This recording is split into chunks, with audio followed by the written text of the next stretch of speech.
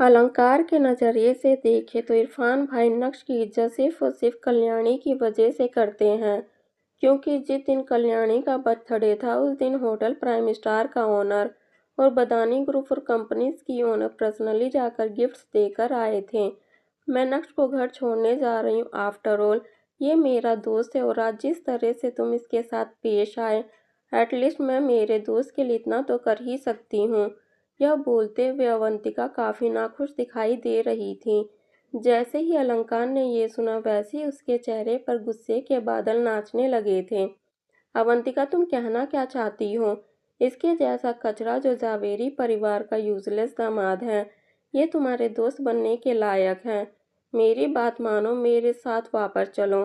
कड़क अंदाज में अवंतिका ने अलंकार की ओर देखा और उसके बाद नक्श की ओर देखते हुए बोली, इग्नोर करो इसे, चलो चलते हैं। उसी समय नक्श अचानक से चौंक गया जब एक ब्लैक कलर की कार उन तीनों के सामने आकर रुकी। जैसे ही उस कार का दरवाज़ा खुला वैसे ही उस कार के अंदर से ग्रीन कलर का स्मोक बाहर आने लगा। यह सही नहीं है, भागो भाग। इससे पहले कि नक्श सभी को भागने का संदेश देता, अचानक से नक्श का सर घूमने लगा। उसे ऐसा लगा जैसे पूरी दुनिया घूम रही है और अचानक से नक्श बेहोश हो गया। पता नहीं कितने समय के लिए, लेकिन एक एक करके धीरे धीरे तीनों को होश आने लगा और होश आने के बाद उन तीनों ने अपने आप को एक कमरे में बंद पाया। तीनों के हाथ और पैर बंधे हुए थे। वो कमरा काफी बड़ा था और उधर काफी अंधेरा भी था, लेकिन कुछ बल्ब की पीली रोशनी में उन्हें 5 से 6 हट्टे कट्टे मर्द थोड़ी सी दूरी पर खड़े दिखाई दे रहे थे। तुम लोग जानते भी हो कि मैं कौन हूँ। जल्दी से मुझे खोलो और यहाँ से जाने दो, वरना अंजाम अच्छा नहीं होगा।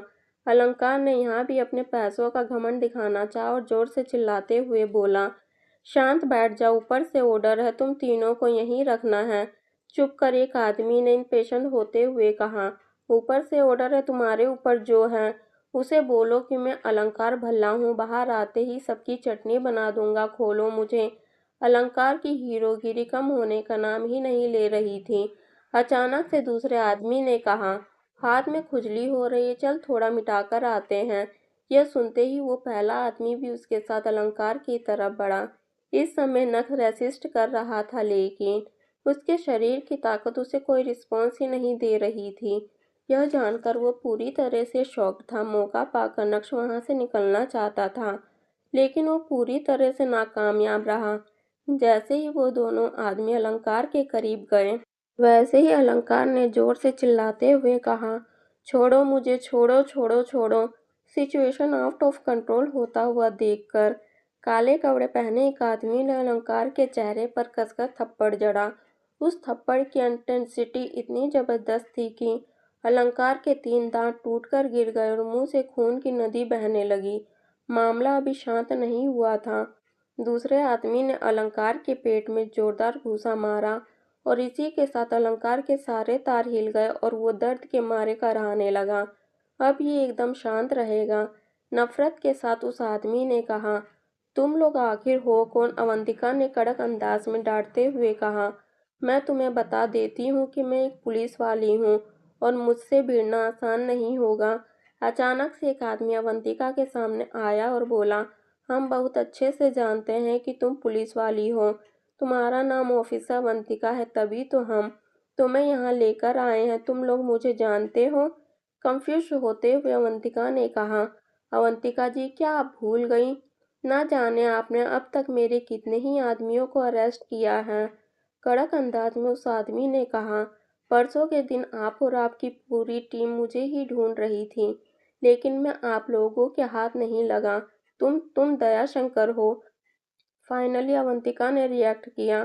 तुम लीगल गैंग से हो ना? क्या चाहिए तुम्हें? अवंतिका बहुत अच्छे से जानती थी कि लीगल गैंग क्या करती है। ये सारे क्रिमिनल्स हैं और इनके हाथ में अगर कोई इन्फॉर्मेशन मिलती है तो यह फिर किसी को भी नहीं छोड़ते हैं। नक्श, जो अभी तक एकदम शांत था, वो अचानक से चौंक गया और मन ही मन सोचने लगा, ये साला लीगल गैंग क्या है? दयाशंकर ने नक्श को अलंकार की ओर देखते हुए कहा। अवंतिका जी तो आज काफी खुश होंगी। दो दो हैंडसम मर्द जो आपके साथ हैं। बकवास मत करो, मुझे उस यूजलेस इंसान के साथ कंपेयर मत करो। अलंकार को बहुत गुस्सा आ गया था। उसी समय उसने धीमी आवाज में चिल्लाते हुए कहा, शट अप, तुम हो कौन? क्या करते हो इससे मुझे कोई मतलब नहीं है। लेकिन चूंकि अभी तुम तीनों यहाँ हो तो मैं किसी को भी यहाँ से आसानी से नहीं जाने दूंगा। यह बोलते हुए दयाशंकर के चेहरे पर एक शातिर मुस्कान आ गई थी। दयाशंकर, इन्हें जाने दो, तुम्हारे आदमियों को मैंने अरेस्ट किया है। उसकी जवाबदारी इनकी नहीं मेरी है और मैं उसकी पूरी जिम्मेदारी लेती हूँ। अवंतिका बहुत अच्छे से जानती थी कि लीगल गैंग कितनी खतरनाक है, इसलिए इस सब झमेले में वो नक्श और अलंकार को नहीं डालना चाहती थी।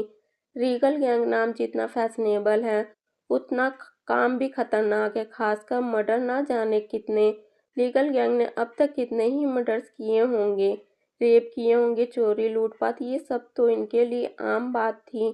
और ये गैंग अभी की नहीं है बल्कि कई साल पुरानी है, भवरी देवी के समय से। इस गैंग की शुरुआत भवरी देवी ने की थी।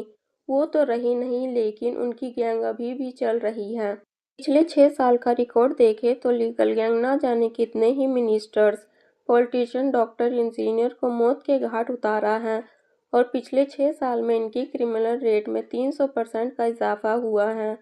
ये सब इसलिए क्योंकि 6 साल पहले गुजरात पुलिस ने एक सीक्रेट मिशन चलाया था। उस मिशन को मैं मकसद रीगल गैंग के सरदार बाबू गुज्जर को मारना था। उस मिशन में इंडियन आर्मी भी शामिल हुई और अवंतिका भी उस मिशन का हिस्सा थी, लेकिन लीगल गैंग के लोकल कनेक्शन इतने स्ट्रॉन्ग थे कि उस मिशन में उनका सरदार हाथ नहीं आया। लेकिन उस मिशन ने सरदार बाबू गुज्जर के दिल में बदले की आग लगा दी और उसके बाद शुरू हुआ असली तांडव। इसलिए ये सब सोचते हुए अवंतिका को अभी समझ नहीं आ रहा था कि वो क्या करे। यह सही कह रही है, तुम्हारा मैटर इसके साथ है, मेरा तो तुमसे कोई लेना देना भी नहीं है, तो मुझे क्यों पकड़ रखा है? जल्दी से मुझे खोलो, यहाँ से जाने दो, मैं तुम्हें बहुत सारा पैसा दूंगा।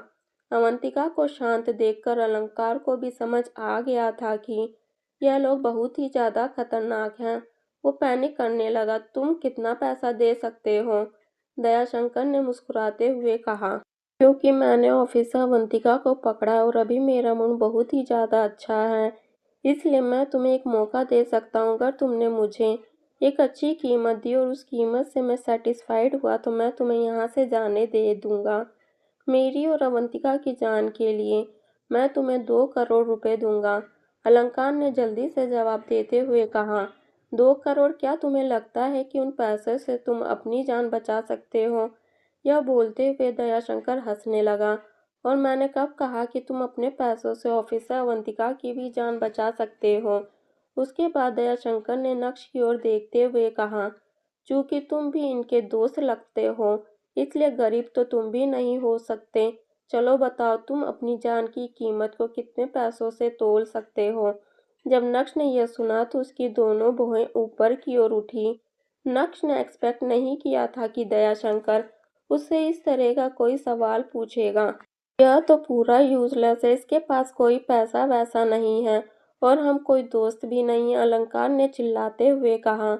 अगर तुम्हें लगता है कि 2 करोड़ काफी नहीं है तो मैं 50 लाख रुपए और देता हूँ। मैं बस चाहता हूँ कि तुम मुझे जाने दो। अलंकार ने करंट अपीयरेंस को देखकर अवंतिका ने गहरी सांस ली और मन ही मन सोचा, रंग दिखा दिए इसने तो, ये कैसा मर्द है, अपनी गर्लफ्रेंड को छोड़कर भागने की बात कर रहा है, नामर्द कहीं का। जब नक्श ने दयाशंकर की ओर देखा जिसके चेहरे पर खुशी बिल्कुल भी दिखाई नहीं दे रही थी तो नक्श और भी ज्यादा चौंक गया। उसने मन ही मन सोचा, क्योंकि इसने हम तीनों को पकड़ लिया तो ये नहीं चाहेगा कि हम यहाँ से जाएं, तो फिर इसका मकसद। अभी नक्श अपने मन में रिक्वेस्ट बिठा ही रहा था कि तभी दयाशंकर ने अपना मुंह खोलते हुए कहा, पैसा क्या है, एक एक्सटर्नल मैटर है, लेकिन चूंकि अब तुम लोग मुझे वो रकम नहीं दे सकते जिससे मेरा दिल खुश हो, इसलिए अब तुम्हारे पास जो कुछ भी होगा उसके लिए तुम ब्लेम मत करना। दयाशंकर ने पीछे मुड़ते हुए अपने एक आदमी से कहा, बाहर निकालो इसे और तुम लोग इन दोनों का एक हाथ पहले काटो और मछलियों के खाने का बंदोबस्त करो। यह सुनकर अलंकार कुछ ज्यादा ही एक्साइटेड हो गया। उसे लगा कि दयाशंकर ने उसकी कंडीशन को एक्सेप्ट कर लिया और वो वहाँ से जाने वाला है। अलंकार ने सोचा कि बाहर निकलते ही वो सबसे पहले पुलिस को कॉल करेगा और इस जगह की लोकेशन भेजेगा जिससे वो अवंतिका की जान बचा सके। और जब अवंतिका को पता चलेगा कि उसकी जान अलंकार ने बचाई है तो उसका पूरा गुस्सा पूरी तरह से प्यार में बदल जाएगा। तो बताओ, गांव बसा नहीं और गुंडे पहले ही आ गए। अचानक से नक्श ने शांत रहते हुए कहा, रुको, हालांकि मेरे पास देने के लिए 2.5 करोड़ तो नहीं है, लेकिन मेरे पास एक रिंग है जो बहुत ही ज्यादा कीमती है। नक्श ने तुरंत ही अपनी जेब से वो रिंग बाहर निकाली जो उसने कपिल मेहता के विला से ली थी। ऑफ कोर्स नक्श जानता था कि वो रिंग बेहद खास है, लेकिन उसे पता नहीं था कि उस रिंग के अंदर क्या छुपा हुआ है। जब नक्श ने पहली बार उस रिंग को दीवार पर लटके हुए देखा, तब तभी नक्श समझ गया था कि उसके अंदर कुछ तो है, लेकिन एक चीज नक्श बहुत अच्छे से जानता था कि वो रिंग एंटीक है और बहुत एक्सपेंसिव है। नक्श के पास पैसों की कोई कमी नहीं थी, लेकिन अगर नक्श को उस रिंग में कुछ भी काम का नहीं मिला तो वो रिंग उसके लिए पूरी तरह से यूजलेस है।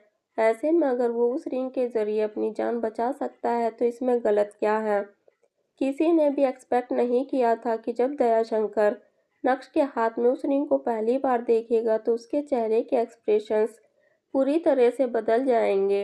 लेकिन जब उसने उस रिंग को ध्यान से देखा तो उसका चेहरा पूरा ग्लूमी हो गया था। यह रिंग तुम्हें कहाँ से मिली? दयाशंकर ने पूछा। हालांकि अंदर ही अंदर उसने गैस कर लिया था, लेकिन उसे अभी और इन्वेस्टिगेशन करने की जरूरत थी। दयाशंकर के चेहरे को देखकर नक्श ने अपने दिमाग में यहाँ से भागने का प्लान बना लिया था। यह रिंग मेरे पास कहाँ से आई? क्या तुम इस रिंग के बारे में मुझे डिटेल में जानना चाहते हो? नक्श ने ऐसे प्रिटेंड किया जैसे मानो वो कुछ ज्यादा ही कठोर हो। पूरे साहस के साथ नक्श ने अपनी जान को दांव पर लगा दिया था। जब नक्श ने ये कहा तो अलंकार, जो ठीक उसके बाजू में खड़ा था, उसके चेहरे के एक्सप्रेशन देखने लायक थे।